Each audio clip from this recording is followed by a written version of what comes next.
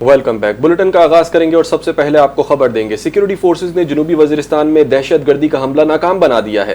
خودکش حملہ آور سمیت 4 دہشت گردوں کو ہلاک کر دیا گیا ہے۔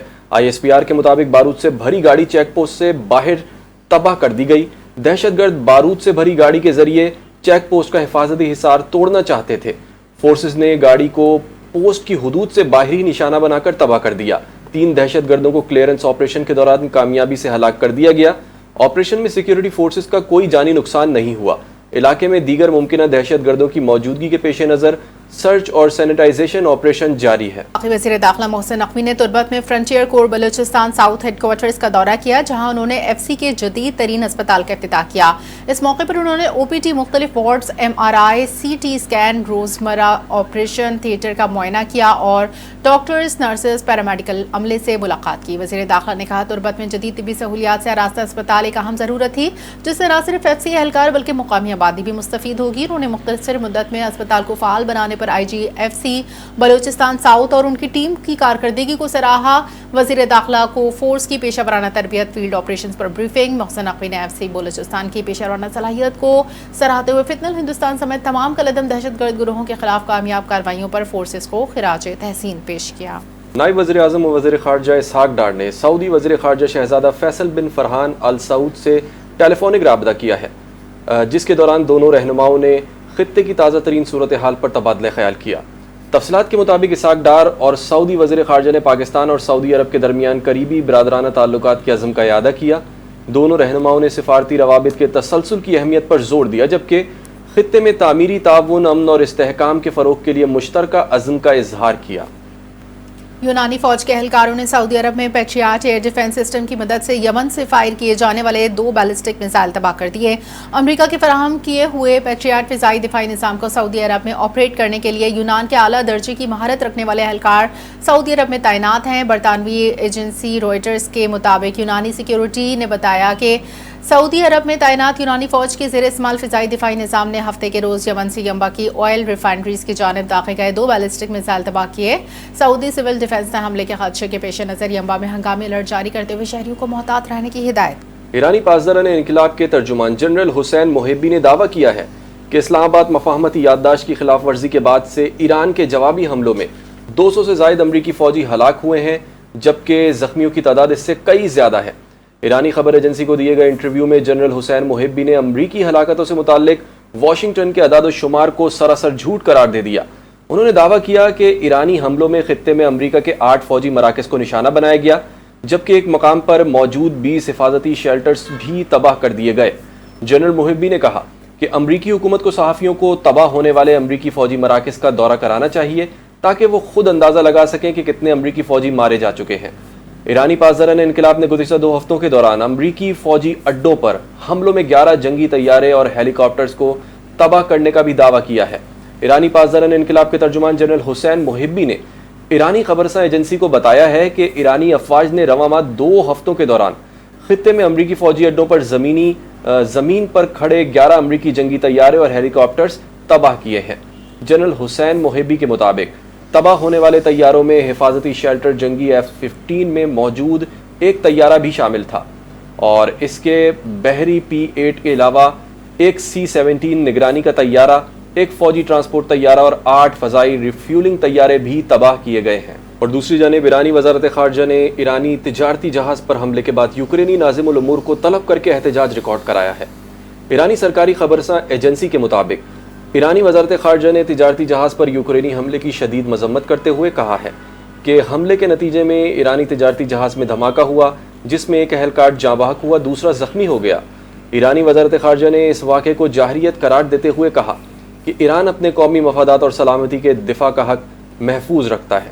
دوسری جانب یوکرین کے صدر ولادیمیر زیلنسکی نے دعویٰ کیا تھا کہ یوکرینی افواج نے بحیرہ کیسپیئن میں مبینہ طور پر ہتھیار ایران لے جانے والے روسی بحری جہاز کو نشانہ بنایا ہے۔ ایران کے وزیر خارجہ عباس اراغچی نے یورپین یونین کی خارجہ امور کی سربراہ کایا کلاس سے ٹیلی فون پر گفتگو کے دوران بحیرہ کیسپین میں ایرانی تجارتی جہاز پر یوکرینی حملے کی مذمت کی ہے۔ عباس اراغچی کے دفتر کی جانب سے ٹیلی گرام پر جاری بیان میں کہا گیا کہ دونوں رہنماؤں نے تازہ علاقائی صورتحال اور خطے میں جاری کشیدگی پر تبادلہ خیال کیا۔ انہوں نے اقوام متحدہ کی سلامتی کونسل، یورپین یونین اور عالمی برادری سے رد عمل کا مطالبہ کیا اور کہا کہ اس مجرمانہ اقدام کے ذمہ داروں اور ان کے حامیوں کو جواب ٹھہرایا جائے۔ عباس اراغچی اور کایا کلاس نے آبنائے ہرمز میں کشیدگی کم کرنے اور صورتحال کو قابو میں رکھنے کے لیے سفارتی اقدامات اختیار کرنے کی ضرورت پر بات چیت کی۔ آگے بڑھیں گے اور آپ کو بتائیں گے عوام پاکستان پارٹی کے سیکرٹری جنرل مفتاح اسماعیل کا کہنا ہے کہ پیٹرول پر 220 روپے کے بعد باقی ٹیکسز اور کمپنیوں کے منافع ہیں۔ ایک انٹرویو کے دوران سابق وزیر خزانہ مفتاح اسماعیل نے کہا کہ کراچی پورٹ پر پیٹرول پہنچتا ہے تو ڈیوٹی کے ساتھ 220 روپے فی لیٹر پڑتا ہے، اس کے بعد باقی ٹیکسز اور کمپنیوں کے منافع ہیں۔ انہوں نے کہا کہ کمپنیوں کے منافع پر حکومت سمجھوتا نہیں کرتی، وہ ہمیشہ ان کے ساتھ کھڑی ہوتی ہے۔ عوام پاکستان پارٹی کے رہنما نے کہا کہ موٹر سائیکل والوں کے لیے پیٹرول پر 10 روپے کم کرنے ہوں تو IMF کا معاملہ آ جاتا ہے۔ مفتاح اسماعیل نے کہا کہ 60% پیٹرول استعمال کرنے والے موٹر سائیکل سواروں سے ہم 120 روپے ٹیکس لے رہے ہیں، غریب پر 45% ٹیکس لگائیں گے تو چیزیں مہنگی ہوں گی۔ سابق وزیر خزانہ نے مزید کہا کہ ڈی ریگولیشن کرنا تھی تو 15 دن یا ایک ہفتے میں بھی کر سکتے تھے، ابھی بھی کوئی فرق نہیں آیا، پہلے ایک ہفتہ تھا اب ایک دن ہو گیا ہے۔ ان کا کہنا تھا کہ پچھلے سال کفایت شاری کی بات کر رہے تھے لیکن حکومتی بجٹ سے 50 ارب روپے زیادہ خرچ کیا۔ آزاد جموں کشمیر میں عام انتخابات 2026 کی انتخابی سرگرمیاں عروج پر، جہاں نوجوان امیدواروں کی بڑی تعداد سیاسی میدان میں حصہ لے رہی ہے۔ انتخابات میں حصہ لینے والے نوجوان امیدواروں کا کہنا ہے جمہوریت کی مضبوطی کے لیے عوام کی بھرپور انتخابی شرکت ناگزیر ہے۔ ہر شہری کو اپنا ووٹ کا حق ضرور استعمال کرنا چاہیے۔ ووٹ ہی آئینی جمہوری طاقت ہے جس کے ذریعے حقیقی عوامی نمائندوں کا انتخاب ممکن ہوتا ہے۔ امیدواروں کے مطابق عوامی مسائل کا پائیدار حل عوام کے اعتماد سے منتخب ہونے والے نمائندوں کے ذریعے ہی ممکن ہے۔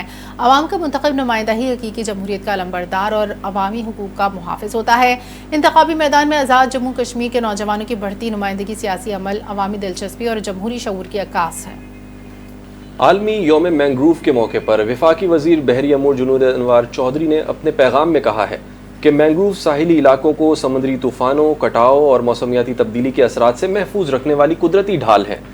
مینگروو ماہی گیری کے فروغ میں کلیدی کردار ادا کرتے ہیں اور مچھلی، جھینگوں اور کیکڑوں کی افزائش کے لیے محفوظ قدرتی ماحول فراہم کرتے ہیں۔ وفاقی وزیر نے کہا کہ مینگرووز عام درختوں کے مقابلے میں 4 گنا زیادہ کاربن جذب کرنے کی صلاحیت رکھتے ہیں، جس سے ماحولیاتی آلودگی میں کمی اور موسمیاتی تبدیلی کے اثرات سے نمٹنے میں مدد ملتی ہے۔ انہوں نے بتایا کہ پاکستان مینگروو کے رقبے کے لحاظ سے دنیا میں 7ویں نمبر پر ہے، جبکہ مؤثر بحالی اور شجرکاری کے ذریعے ملک 4تھے نمبر تک پہنچ سکتا ہے۔ مینگرووز کی بحالی بلو اکانومی کے فروغ کے لیے ناگزیر ہے اور کاربن مارکیٹ سے پاکستان سالانہ کروڑوں ڈالر کی آمدن حاصل کر سکتا ہے۔ انہوں نے زور دیا کہ مینگروو کے تحفظ کے لیے تجاوزات کے خلاف سخت کارروائی اور مربوط حکمت عملی اختیار کرنا وقت کی اہم ضرورت ہے۔ اوگرا نے 26 اور 27 جولائی کے لیے پیٹرولیم مصنوعات کی قیمتیں برقرار رکھنے کا اعلان کر دیا۔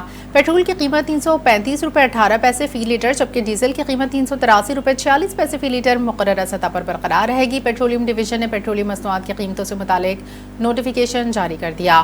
گزشتہ روز ڈیزل کی قیمت میں 4 روپے 80 پیسے جبکہ پیٹرول کی قیمت میں 3 روپے 66 پیسے کا اضافہ کیا تھا۔ گرین پاکستان انیشیٹو کی معاونت سے بنجر زمینوں کی بحالی، جدید زرعی نظام کے فروغ اور بیرون ملک پاکستانیوں کی سرمایہ کاری کے نئے مواقع پیدا ہو رہے ہیں۔ اوورسیز پاکستانی غلام مصطفیٰ نے بتایا کہ منصوبے کے تحت رگ غلامہ میں انہیں زمین فراہم کی گئی جہاں 1100 ایکڑ رقبے پر جدید طریقوں سے کاشت کی جا رہی ہے۔ انہوں نے کہا کہ رگ غلامہ کی 10,000 ایکڑ بنجر زمین میں 2 سال کے دوران 50% رقبہ دوبارہ قابل کاشت بنایا جا چکا ہے، جبکہ فارم پر اس وقت گندم، چنا اور کینولا کی فصلیں کاشت کی جا رہی ہیں۔ گرین پاکستان انیشیٹو کی رہنمائی سے سینٹرل پیوڈ آبپاشی، جدید زرعی مشینری، درآمدی ٹریکٹر اور ہائی ٹیک فارمنگ کو فروغ ملا ہے، جبکہ زرعی ماہرین مسلسل تکنیکی معاونت بھی فراہم کر رہے ہیں۔ غلام مصطفیٰ نے کہا کہ 12 سے 13 سال بیرون ملک رہنے کے بعد وہ پاکستان واپس آئے اور گرین پاکستان انیشیٹو نے انہیں اپنی سرزمین پر سرمایہ کاری اور جدید زراعت کے ذریعے ملک کی ترقی میں کردار ادا کرنے کا بہترین موقع فراہم کیا۔ लाहौर समेत पंजाब भर में मानसून का सिस्टम बदस्तूर मौजूद है, जिसके बायस आज भी सूबे के मुख्तलिफ इलाकों में बारिश का इम्कान है। महकमे मौसमियात के मुताबिक लाहौर में मानसून का निस्बतन कमज़ोर सिस्टम मौजूद है, ताहम शहर के मुख्तलिफ इलाकों में हल्की और तेज़ बारिश मुतवक्के है। मौसमियाती पेशगोई के मुताबिक दोपहर के बाद से पहर तक बारिश का सिलसिला थमने का इम्कान है, ताहम शहरियों को मौसम की सूरत हाल के पेश नज़र एहतियात बरतने की हिदायत की गई। दूसरी जानिब MD वासा गुफरान अहमद ने मुमकिन बारिशों के पेश नज़र निकासियाब के इंतजामात यकीनी बनाने के लिए तमाम फील्ड स्टाफ को हाई अलर्ट रहने की हिदायत दी है। आगे बढ़ेंगे और आपको बताएंगे अफगान तालिबान रजीम में इंसानी हुकूक की बदतरीन पामालियों पर आलमी आवाज़ें तेज़ हो चुकी हैं। इलाकाई अमन को दाव पर लगाने वाली तालिबान रजीम की नाकिस पॉलिसियों ने अफगान अवाम के मुस्तकबिल को भी तारीक बना दिया है। गैर कानूनी तौर पर काबिज तालिबान के इक़्तिदार के 5 साल बाद भी अफगानिस्तान संगीन इंसानी बहरान का सामना कर रहा है। बरतानवी नशरियाती इदारे ने अफगान शहरियों में बढ़ती बेरोजगारी को संगीन बहरान करार दे दिया। रिपोर्ट के मुताबिक तालिबान रजीम ने अफगान खवातीन की तालीम, नक्लो हरकत और आज़ादी महदूद कर दी है। अफगान तालिबान रजीम में भूख का बहरान लाखों अफगानों को मुतासिर कर रहा है। अफगान अवाम को तिबी सहूलियात की कमी के बायस शदीद मुश्किलात का सामना है। साबिक अमरीकी खुसूसी नुमाइंदा बराए अफगान खवातीन और इंसानी हुकूक रीना अमीरी ने कहा है कि सख्त गिर पॉलिसियों ने अफगानिस्तान में इंसानी हुकूक की सूरत हाल को मज़ीद पेचीदा बना दिया है। आलमी हल्के अफगानिस्तान में इंसानी हुकूक के तहफ़्फ़ुज़ और अवाम की बुनियादी ज़रूरियात पूरी करने पर जोर दे रहे हैं। अब आपको बताएंगे कोहे पैमाई और ट्रेल रनिंग में अपनी शनाख्त बनाने वाली मुहिम जो अनम उज़ैर ने पाकिस्तान में मुनक़िद होने वाली पहली 100 kilometre गलियाद mountain trail ultra marathon जीत कर एक और संग मील अबूर कर लिया है। दुश्वार गुजार पहाड़ी रास्तों, घने जंगलात, कुदरती और वाइल्ड लाइफ खतरात से भरपूर इस सख्त मुश्किल का मुकाबले में अनम उज़ैर ने गैर मामूली कारकर्दगी का मुजाहरा करते हुए कामयाबी अपने नाम की है। और उनका गुफ्तगू में कहना था कि वो अपनी ये कामयाबी पाकिस्तान की तमाम खवातीन, खुसूसन खवातीन रनर्स के नाम करती हैं। उनका अज़्म है कि वो मुस्तकबिल में भी मज़ीद मुनफरिद और मुश्किल चैलेंजेस कबूल करके आलमी सतह पर पाकिस्तान का नाम रोशन करेंगी। अनम उज़ैर ने कहा कि ये आसान टास्क नहीं है। मुझे अंदाज़ा था कि किन किन मुश्किलात का सामना करना पड़ेगा। आसमानी बिजली का ख़तरा रहता है, जैसे कि कोहे पैमाई में बर्फ़ानी तूफ़ान आ जाता है। कोहे पैमाई हो या गलियाड ट्रेल रनिंग खतरात रहते हैं, लेकिन यहाँ वाइल्ड लाइफ का ख़तरा ज़्यादा था।